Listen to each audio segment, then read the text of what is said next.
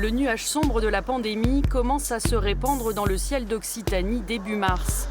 Les aéroports sont vides, les flottes d'avions clouées au sol, les premiers signes annonciateurs du cataclysme qui va bientôt s'abattre sur le secteur de l'aéronautique. Le coup de tonnerre arrive un mois plus tard. Mi-avril, au moins 3000 salariés d'Airbus passent en chômage partiel. Les indicateurs sont clairement mauvais. Vu la situation, je pense que ce n'est que le début d'un processus qui va durer plusieurs mois. Les signes nous laissent penser que le chômage, l'activité partielle sera encore plus étendue dans les mois de mai, juin, juillet certainement. L'onde de choc se propage sans surprise chez les sous-traitants de l'avionneur européen. Concrètement, aujourd'hui, les prévisions que nous avons, c'est des baisses d'emploi, des réductions d'effectifs sur la sous-traitance qui vont aller de 20 000 à 40 000 personnes. Et là, je vous parle uniquement d'emplois directs. Devant la baisse vertigineuse d'activité, certains de ces sous-traitants s'adaptent, comme l'entreprise Femso qui, de l'usinage de pièces mécaniques, passe à la fabrication de visières de protection. Ça nous a permis de maintenir l'emploi, de rappeler les personnes qui étaient au chômage partiel et puis de sauver l'usine parce qu'autrement, je pense que c'était la fin de l'histoire, tout simplement.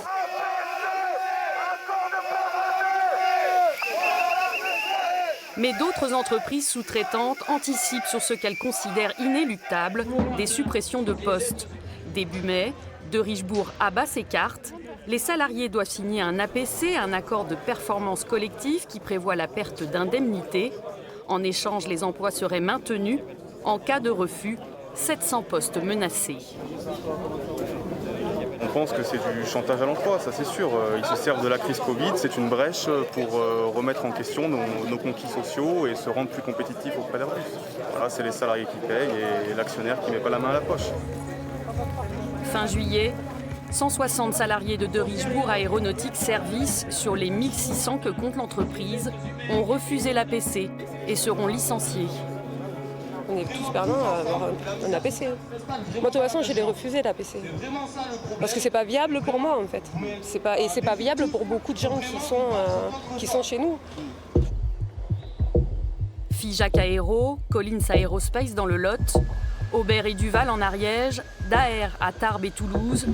Partout, les sous-traitants expriment une vive inquiétude. C'est toute la région qui tremble. Tout le monde est convaincu qu'il faut préserver emploi et compétences pour ne pas avoir à tout reconstruire après la crise.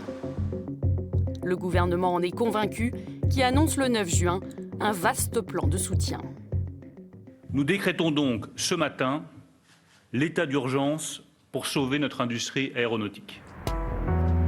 15 milliards d'euros sont injectés dans la filière, dont 7 milliards pour Air France et 1,5 milliard pour la recherche et développement. Une bouffée d'espoir. Elles permettent de préserver l'emploi à travers les mesures de chômage partiel notamment, qui seront pérennisées dans le temps. Elles permettent de soutenir la recherche et le développement. La recherche et le développement d'aujourd'hui, ce sont nos emplois de demain. Et ça, c'est capital. Pourtant, les inquiétudes ne sont pas toutes apaisées chez les sous-traitants. Il faut vraiment réenclencher l'activité assez vite parce que sinon, on a formé quand même du personnel. Ce sont des métiers quand même assez techniques. Et est-ce qu'on pourra maintenir les emplois jusqu'à la fin de l'année à ce rythme? C'est pas garanti et ce sera vraiment une grosse perte pour nous. Et le 2 juillet, c'est le second coup de semonce. Airbus annonce le détail de son plan social. 15 000 suppressions d'emplois dans le groupe, dont 3 500 à Toulouse. 6 jours plus tard, une marche inédite des Airbusiens réunit plus de 6 000 salariés. Je pense qu'on n'est pas encore en mode survie. Moi, je pense que voilà, ils ont profité de ça pour faire du nettoyage. C'est de la crise sanitaire. Voilà, c'est ça. Je ne suis pas plus concerné que quelqu'un d'autre. J'ai peur, comme tous les autres. Les syndicats exigent le 0 licenciement sec. Le groupe en a les moyens, selon eux. Le gouvernement ne dit pas autre chose. Le 24 juillet à Toulouse. Je crois que la direction d'Airbus est consciente que l'État français a pris ses responsabilités et a mis beaucoup d'argent sur la table. Je crois aussi qu'elle est consciente qu'il peut avoir des économies de court terme qui se payent très cher à moyen terme. lorsque vous finalement faites le choix de la trésorerie à court terme et que vous perdez vos compétences, vous perdez vos sous-traitants, lorsque le cycle revient, alors vous risquez de perdre votre compétitivité. Le message est on ne peut plus clair.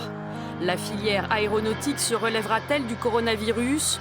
Ce n'est pas sa première crise, mais celle-ci la confronte, plus tôt que prévu, à sa nécessaire mutation.